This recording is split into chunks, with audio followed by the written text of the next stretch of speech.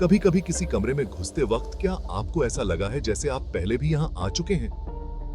क्या कोई बातचीत आपको अजीब तरह से दोहराई हुई लगी है, जैसे कि आप अपने किसी बीते हुए पल को फिर से जी रहे हो? यह अजीब सा एहसास, अनजान से अचानक और कुछ पल के लिए जान पहचान का एहसास, डेजा वू कहलाता है। एक फ्रेंच शब्द जिसका मतलब है पहले ही देख चुके हैं। डेजा वू एक आम इंसानी अनुभव है जिसे अक्सर मैट्रिक्स में गड़बड़ी या समय के माध्यम से एक छोटी सी यात्रा के रूप में वर्णित किया जाता है। ऐसी किसी चीज के लिए इतनी मजबूत पहचान महसूस करना जिसे आप जानते हैं कि आपने पहले कभी अनुभव नहीं किया है, परेशान करने वाला, यहां तक कि डरावना भी हो सकता है। अपनी परेशान करने वाली प्रकृति के बावजूद डेजा वू शायद ही कभी चिंता का कारण होता है।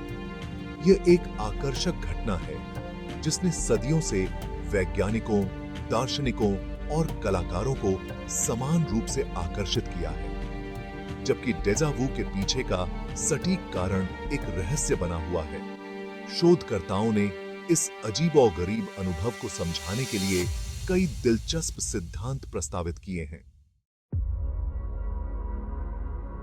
हमारा दिमाग जटिल और शक्तिशाली अंग है जो लगातार हमारी इंद्रियों से जानकारी संसाधित करते हैं, यादें बनाते हैं और हमारे आसपास की दुनिया के बारे में भविष्यवाणियां करते हैं। कुछ वैज्ञानिकों का मानना है कि डेजा वू इन जटिल तंत्रिका नेटवर्क में हल्की सी गड़बड़ी के कारण उत्पन्न होता है।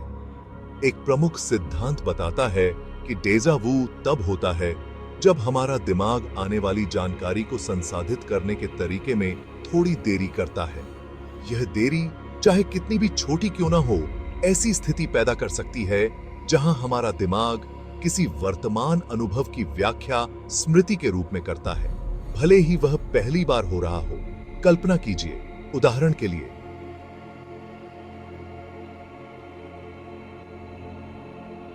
या आप एक भीड़ भरे बाजार से गुजर रहे हैं। आपका दिमाग दृश्यों, ध्वनियों और गंधों से अचानक भर जाता है। यदि इस संवेदी जानकारी को संसाधित करने में एक क्षणिक अंतराल है, तो आपका दिमाग वर्तमान दृश्य की गलत व्याख्या पिछले अनुभव के रूप में कर सकता है, जिससे डेजा वू की भावना पैदा होती है।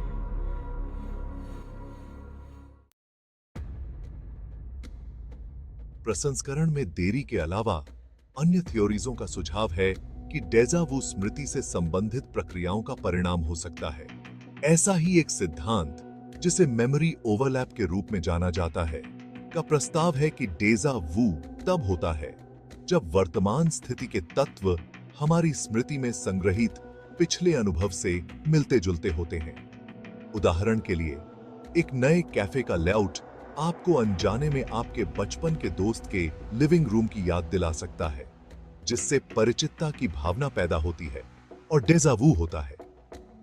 यह सिद्धांत बताता है कि हमारा दिमाग लगातार पैटर्न और कनेक्शन की तलाश में रहता है, कभी-कभी गलत संकेतों और पहले से यहां रहने की अजीब भावना को जन्म देता है। एक और दिलचस्प सिद्धांत, स्प्लिट परसेप्शन, बताता है कि डेजा वू इससे संबंधित हो सकता है कि हमारा दिमाग अलग-अलग संवेदी मार्गों से जानकारी कैसे संसाधित करता है। यदि एक पल के लिए हमारा दिमाग एक इंद्रिय जैसे दृष्टि से जानकारी को दूसरी इंद्रिय जैसे ध्वनि के साथ की तुलना में थोड़ा तेज संसाधित करता है, तो यह एक अवधारणात्मक विसंगति पैदा कर सकता है, जिससे डेजा वू की भावना पैदा होती है। भाग 4, परिचित से परे, डेजा वू के विभिन्न रंगों की खोज। जबकि क्लासिक डेजा वू अनुभव में किसी स्थान, स्थिति या बातचीत के साथ परिचितता की भावना शामिल होती है, लोग इस घटना का अनुभव कैसे करते हैं, इसमें सूक्ष्म भिन्नताएं हैं। कुछ व्यक्ति डेजा वेकू का अनुभव करने की रिपोर्ट करते हैं, जो डेजा वू का एक अधिक तीव्र रूप है, जहां उनका मानना है कि वे पहले भी किसी घटना से गुजर चुके हैं और यहां तक कि विशिष्ट विवरणों को भी याद कर सकते हैं।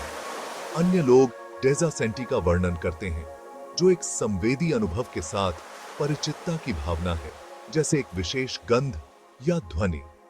ये विविधताएं बताती हैं कि डेजा वू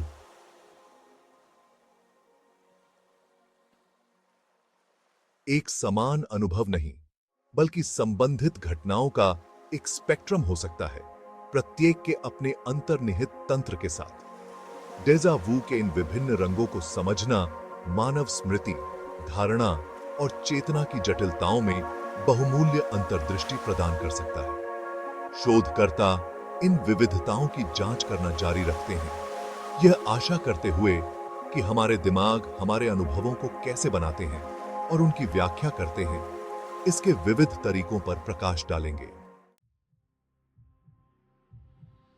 भाग 5, मिथक और किंवदंतियां। ट्वाइलाइट जोन के दिलचस्प किस्से। पूरे इतिहास में डेजा वू को अलौकिक घटनाओं, पूर्व अनुभूति क्षमताओं और यहां तक कि पिछले जन्मों के लिए जिम्मेदार ठहराया गया है। प्राचीन संस्कृतियां अक्सर डेजा वू की व्याख्या देवताओं के संदेशों, आसन्न खतरे की चेतावनियों या भविष्य की झलकियों के रूप में करती थीं।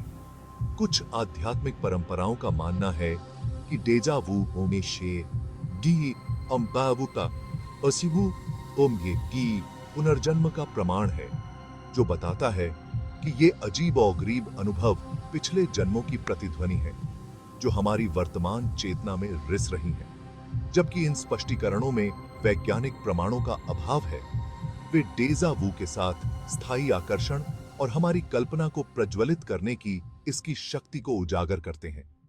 हालांकि विज्ञान डेजा वू के लिए प्रामाणिक स्पष्टीकरण प्रदान करता है, इन अनुभवों की व्यक्तिपरक और क्षणभंगुर प्रकृति आश्चर्य और अनुमान के लिए जगह छोड़ती है। चाहे तंत्रिका संबंधी गड़बड़ियों में निहित हो या पिछले जन्मों की गूंज, डेजा वू हमें मोहित और रहस्यमय बनाता रहेगा।